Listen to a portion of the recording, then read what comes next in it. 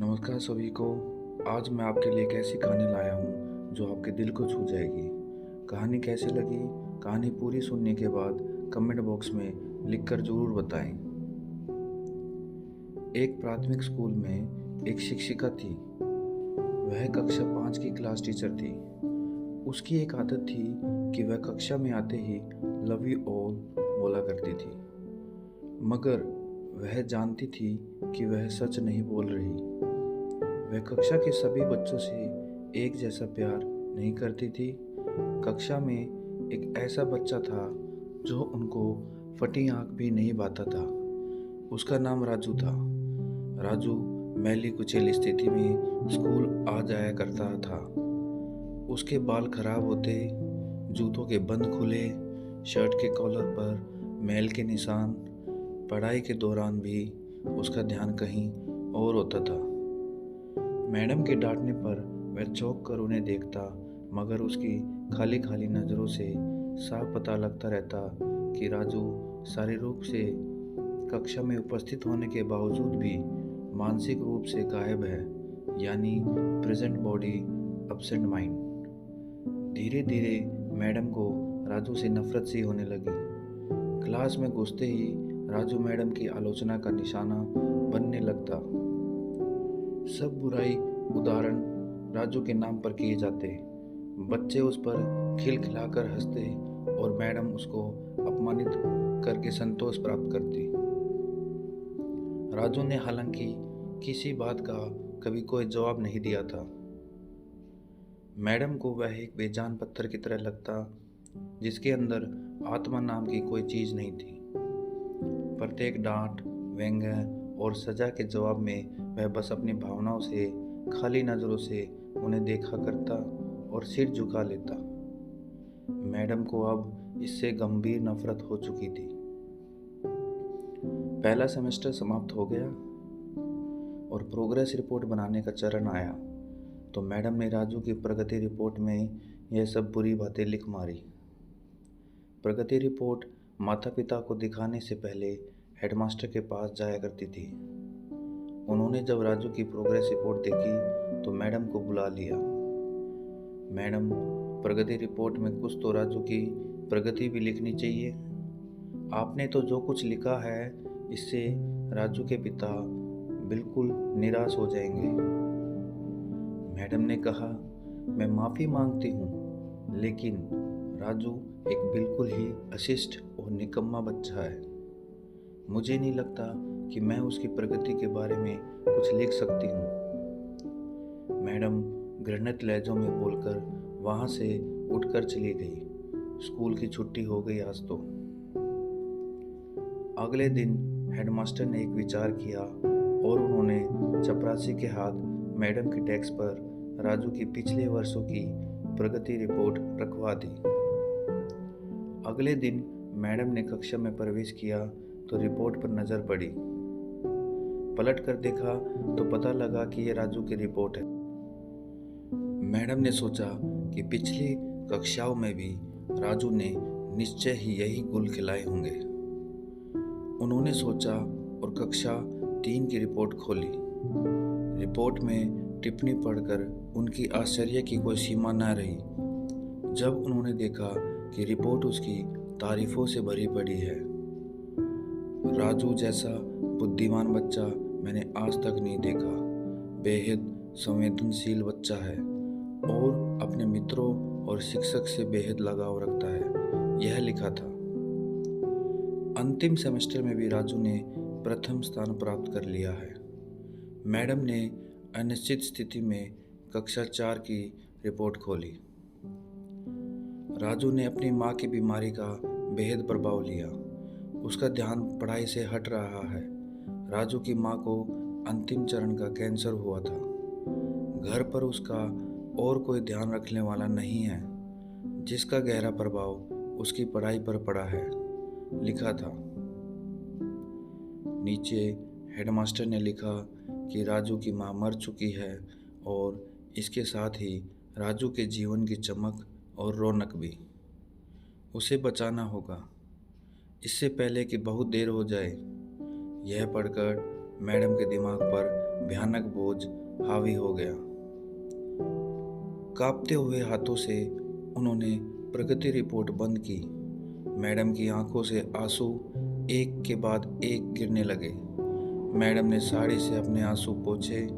अगले दिन जब मैडम कक्षा में दाखिल हुई तो उन्होंने अपनी आदत के अनुसार अपना पारंपरिक वाक्यांश आई लव यू ऑल दोहराया। मगर आज भी वह जानती थी कि वह झूठ बोल रही है, क्योंकि इसी क्लास में बैठे एक उलझे बालों वाले बच्चे राजू के लिए जो प्यार वह आज अपने दिल में महसूस कर रही थी, वह कक्षा में बैठे और किसी भी बच्चे से अधिक था। पढ़ाई के दौरान उन्होंने रोजाना दिनचर्या की तरह एक सवाल राजू पर दागा और हमेशा की तरह राजू ने सिर झुका लिया। जब कुछ देर तक मैडम से कोई डांट फटकार और सहपाठी सहयोगियों से हंसी की आवाज़ उसके कानों में न पड़ी तो उसने अचंभे से सिर उठाकर मैडम की ओर देखा। अप्रत्याशित उनके माथे पर आज बल न थे। वह मुस्कुरा रही थी।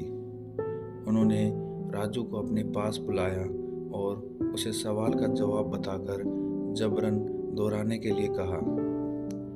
राजू 3-4 बार के आग्रह के बाद अंततः बोल ही पड़ा। इसके जवाब देते ही मैडम ने न सिर्फ खुद खुशअंदाज होकर तालियां बजाई बल्कि सभी बच्चों से भी बजवाई। फिर तो यह दिनचर्या बन गई। मैडम हर सवाल का जवाब अपने आप बताती और फिर उसकी खूब सराहना कर तारीफ करती। प्रत्येक अच्छा उदाहरण राजू के कारण दिया जाने लगा। धीरे धीरे पुराना राजू सन्नाटे की कब्र फाड़कर बाहर आ गया। अब मैडम को सवाल के साथ जवाब बताने की जरूरत नहीं पड़ती।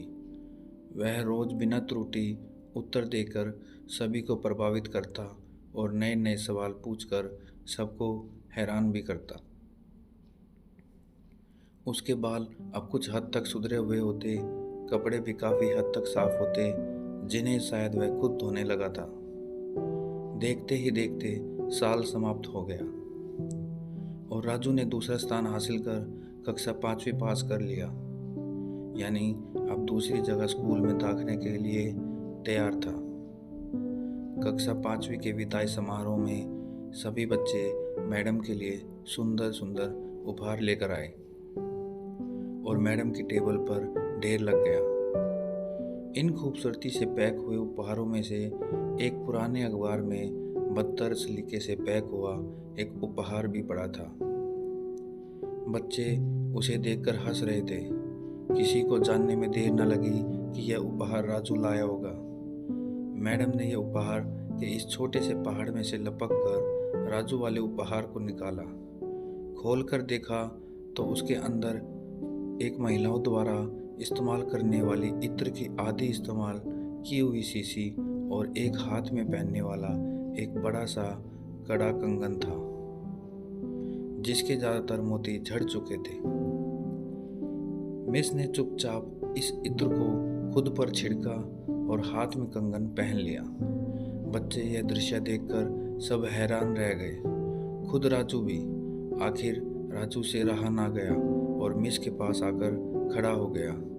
कुछ देर बाद उसने अटक अटक कर मैडम को बोला, आज आप में से मेरी माँ जैसी खुशबू आ रही है। इतना सुनकर मैडम की आंखों में आंसू आ गए और मैडम ने राजू को अपने गले से लगा लिया। राजू अब दूसरे स्कूल में जाने वाला था। राजू ने दूसरी जगह स्कूल में दाखिला ले लिया था। समय बीतने लगा। दिन सप्ताह महीने और महीने साल में बदलते भला कहाँ देर लगती है। मगर हर साल के अंत में मैडम को राजू से एक पत्र नियमित रूप से प्राप्त होता, जिसमें लिखा होता कि इस साल कई नई टीचर से मिला मगर आप जैसा मैडम कोई नहीं था। फिर राजू की पढ़ाई समाप्त हो गई और पत्रों का सिलसिला भी समाप्त। कई साल आगे गुजरे और मैडम रिटायर हो गई। एक दिन मैडम के घर अपनी मेल में राजू का पत्र मिला, जिसमें लिखा था, इस महीने के अंत में मेरी शादी है और आपके बिना शादी के बाद मैं नहीं सोच सकता। एक और बात, मैं जीवन में बहुत सारे लोगों से मिल चुका हूँ, आप जैसा कोई नहीं है।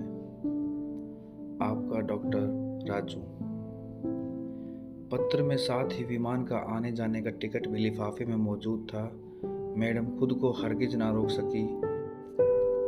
उन्होंने अपने पति से अनुमति ली और वह राजू के शहर के लिए रवाना हो गई। शादी के दिन जब वह शादी की जगह पहुंची तो थोड़ी लेट हो चुकी थी। उन्हें लगा समारोह समाप्त हो चुका होगा, मगर यह देखकर उनके आश्चर्य की सीमा न रही कि शहर के बड़े डॉक्टर, बिजनेसमैन और यहाँ तक कि वहाँ पर शादी कराने वाले पंडित जी भी थक गए थे कि आखिर कौन आना बाकी है। मगर राजू समारोह में शादी के मंडप के बजाय गेट की तरफ टकटकी लगाए उनके आने का इंतजार कर रहा था। फिर सबने देखा कि जैसे ही एक बूढ़ी औरत ने गेट में प्रवेश किया, राजू उनकी ओर लपका और उनका वह हाथ पकड़ा जिसमें उन्होंने अब तक वह कड़ा पहना हुआ था और उन्हें सीधे मंच पर ले गया। राजू ने माइक हाथ में पकड़कर कुछ यूं बोला, दोस्तों, आप सभी हमेशा मुझसे मेरी माँ के बारे में पूछा करते थे और मैं आप सबसे वादा किया करता था कि जल्द ही आप सबको उनसे मिलवाऊंगा। ध्यान से देखो, यह है मेरी प्यारी माँ, दुनिया की सबसे अच्छी माँ। यह मेरी माँ है। प्रिय दोस्तों, इस सुंदर कहानी को सिर्फ शिक्षक और शिष्य के रिश्ते के कारण ही मत सोचिएगा। अपने आसपास देखे, राजू जैसे कई फूल मुरझा रहे हैं जिन्हें आपका जरा सा ध्यान, प्यार और स्नेह नया जीवन दे सकता है। तो दोस्तों, कहानी कैसी लगी और आपको इससे क्या सीखने को मिला, नीचे कमेंट बॉक्स में ज़रूर लिखकर बताएं और वीडियो को लाइक और सब्सक्राइब करना ना भूलें। मिलते हैं एक नई प्रेरणादायक कहानी के साथ। धन्यवाद।